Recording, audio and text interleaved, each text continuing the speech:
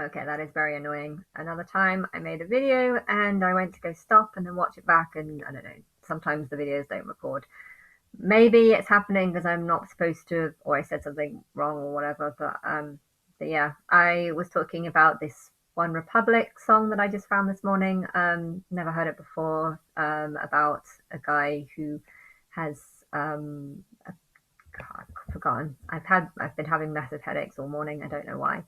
Um, it's like this area of the brain. Um, but yeah, I don't know if he knew that, he hasn't. What was the song again? I've forgotten.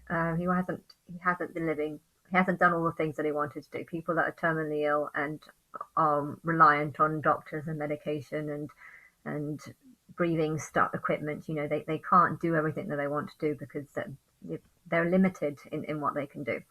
I don't know if he realized that that was an inverted message. And yeah, I came across the Buffy episodes. That one, it reminded me of the Buffy episode that I used to love at boarding school. I really liked it because um, it's. I wanted to get out of the boarding school. I didn't like the boarding school. I felt trapped, but at the same time, I also didn't like my parents or their messy, disgusting flat.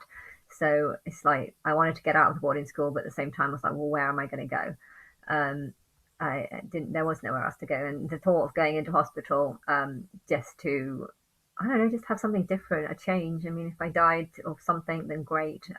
But yeah, I also felt like I was invisible a lot of the time. So there is something nice about being in hospital and having people kind of like look after you, because it's something that I never felt like really was happening when I was at boarding school. I had people telling me that I need to stay in a room after 8 o'clock, which didn't really make any sense because I felt like an adult, and I was like, well, why can't I just watch TV, and stuff like that.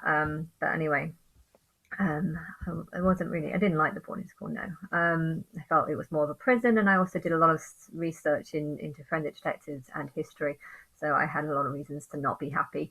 Um, but yeah, I think it's interesting though how there's a lot of people that could be suffering hugely, and I think it's horrible how um, they a lot of people would just think that keeping them alive is more important than listening to what it is that they want to do. If someone is very ill, very in pain, and wants to die, you should allow that. And I just don't think that they could see it because I feel like a part of being a doctor is not understanding, or not being sympathetic to the fact that someone might want to die and perhaps that is actually what's best for them.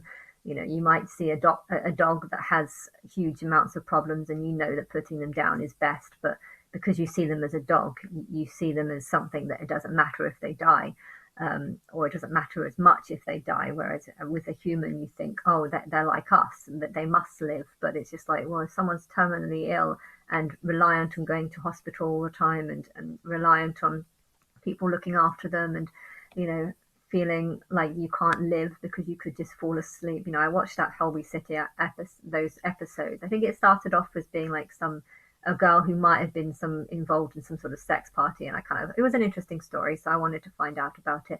But the more I found out, turned out that I think the story wasn't actually. It was just a party where she got pregnant by someone or something. But during that case, I saw this case of a boy who was terminally ill and could just die at any point, and I think it was awful to feel like there's loads of kids that are in this situation, and yet their parents' first thought is, I can't lose them. I can't live without them, rather than, what is actually best for the child. Okay, you didn't believe in reincarnation, so maybe you thought that death wasn't the best option, but forcing someone to live in suffering and knowing that, they're going to have to live every day knowing that they could just wake up, be dead one day. I know sometimes there's this misdiagnosis as well, and the video keeps stopping. Hopefully it will play. I know there's sometimes misdiagnosis, people saying that you've only got 6 months to live, and then finding out that they, 3 years later, they're still going strong. Something's wrong with this video. It keeps freezing. But yeah,